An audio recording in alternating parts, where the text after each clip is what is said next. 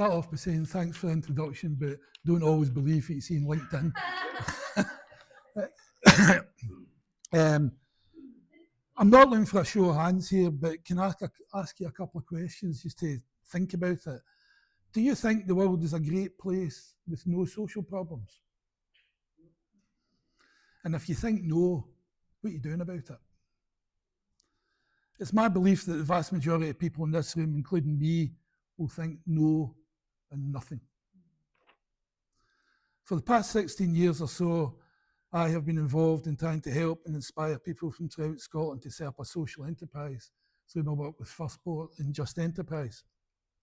Social enterprise is a business aimed at doing good and making a positive difference to our country and our community. It may well be earlier, but for the purpose of this story, one day back in 2015, a young woman had scheduled a meeting with me to discuss her idea, a vision, a dream that she had, that she believed could be a social enterprise and make a positive impact in many people's lives. As we chatted, she shared with me her journey, her own journey, her life to that point, and how she believed she could use her experience to help others, particularly victims of domestic abuse and similar trauma, to not only bravely recognise their circumstances as women, as a victim, but also to see a path of hope, a path to a future when they can again thrive. The more we spoke, the more positive I felt that her idea really could make a significant difference to people's lives, while also sadly recognising that this was a social problem that one young woman in Glasgow couldn't solve on her own, but by God, she could make a big difference. Over the next year, we spoke often, or by email, before Thriving Survivors was recognised as a company limited by guarantee on the 11th of March 2016. The social enterprise was now in place, now the challenge of making the difference. Starting any business is challenging, but starting a social enterprise takes special people. People who are able to always remember their vision and why they are starting.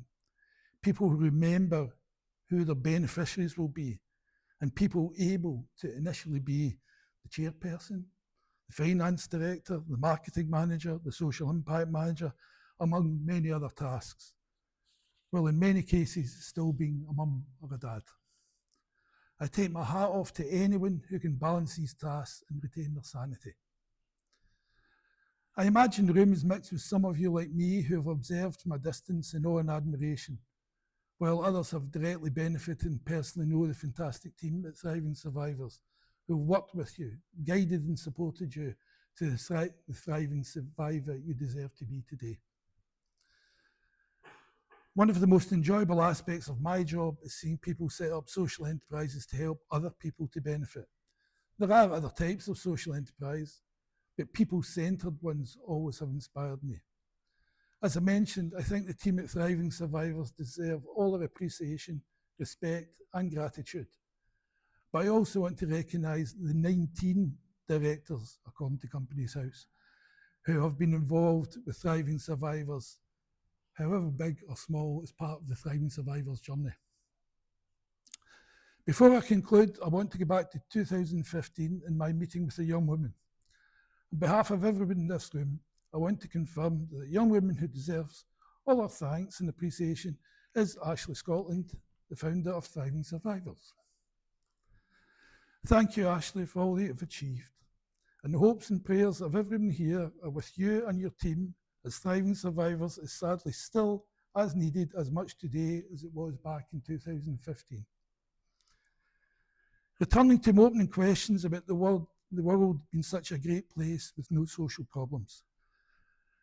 I would hope that all of you would agree that is not the case.